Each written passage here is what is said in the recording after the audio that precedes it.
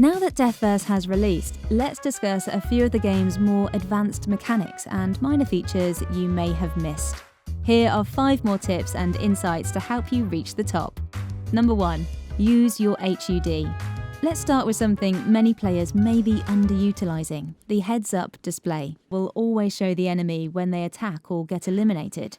If you ever find yourself craving a fight early in a match, or maybe you struggle in general to find other players, all it takes to solve this issue is a quick glance at your minimap located in the top left. As we've mentioned in the previous video, staying proactive and ahead of the competition is a guaranteed strategy to prepare you for the final showdown.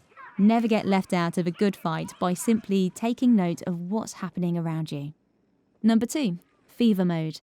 If you deal a substantial amount of damage in a small window, your character will enter fever mode. While fever mode is active, you will gain more GP for every attack you deal to the enemy.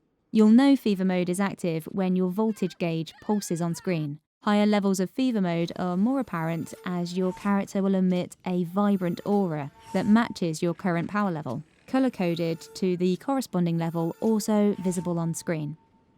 Number 3. The weapon affinity system. Think of this system as leveling up your weapons with use. By repeatedly using a weapon and increasing its level, you'll gain increased GP as well as unlock mastery bonuses. All stages of the weapon affinity system will provide a GP multiplier. The higher the weapon level, the faster you'll earn GP. All weapons have a mastery bonus, which evolve every 10 levels until you reach level 30. These special bonuses are unique to each weapon and offer a passive ability which are automatic and don't require a button prompt from the player. For example, this katana on screen enables the player to enter fever mode quickly at level 10. At level 20, this specific mastery bonus grants the player unlimited use of their weapon ability, so long as fever mode is active. This holds true even if you are empty on ability charges.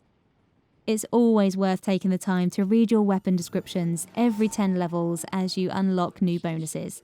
You may be surprised at some of the advantages you are missing out on. Weapon perks. The final benefit of the weapon affinity system, once you've reached level 30 for a weapon, you will unlock a weapon perk slot. This is a massive incentive to stay loyal to a favourite weapon of yours. Various types of perks can be unlocked by consuming materials. On screen are a variety of perks that can be enabled. The choice is yours to make. Just note that as of now, you can only equip one at a time.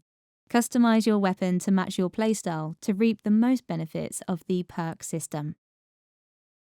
Number 4. Explosive charges. As mentioned in the previous video, you can destroy corroded structures with a heavy attack, but a more efficient way is to launch your shield projectile at explosive charges.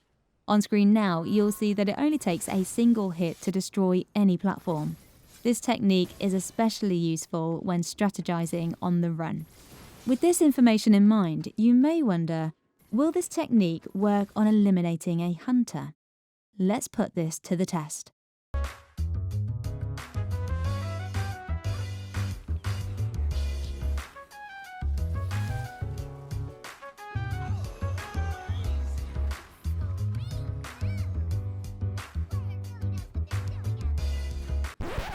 Well, no, but it was worth a try.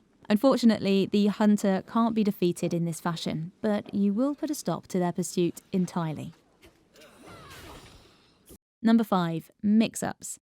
Listen up, competitors, because this is a vital tip in any combat scenario. A mix-up refers to attack combinations that are varied and unpredictable to the opponent.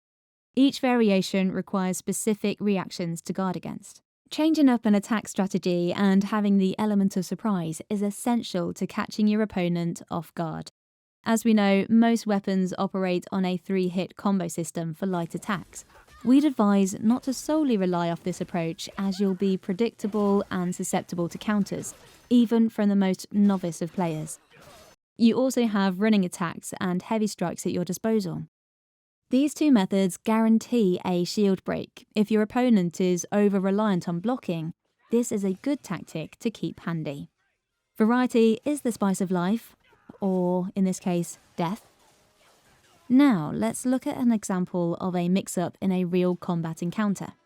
In this example, we relentlessly attack the opponent as we're guaranteed to land a 3-hit light attack combo after the opponent is staggered from our special death blow.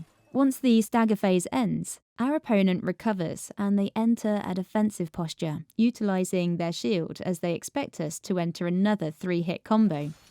Here, we go into a 2-hit combo and pause to bait out the enemy's counter hit from their block. Predicting this counter hit, we perform a parry to swiftly end the fight. Always try to mix up your opponent, otherwise they'll read you like a book. For weapons like the katana, you are guaranteed a 3-hit combo if you land the first hit successfully at close range. Be mindful, this is not the case for heavy weapons like the hammer. Heavy weapons trade speed for power, and you'll have to adjust your playstyle accordingly. Take some time to train from the in-game practice mode and learn your favourite weapons by sparring with the AI. Here you can freely test out combos and evasions without consequence. You may also want to practice your weapon's range and counter length. With this knowledge, you can incorporate rolls and spacing techniques to give you the advantage in situations where you have to fight several opponents at once. Thanks for watching. We hope these tips are useful in helping you achieve victory. Until next time, don't forget to have fun and stay creative.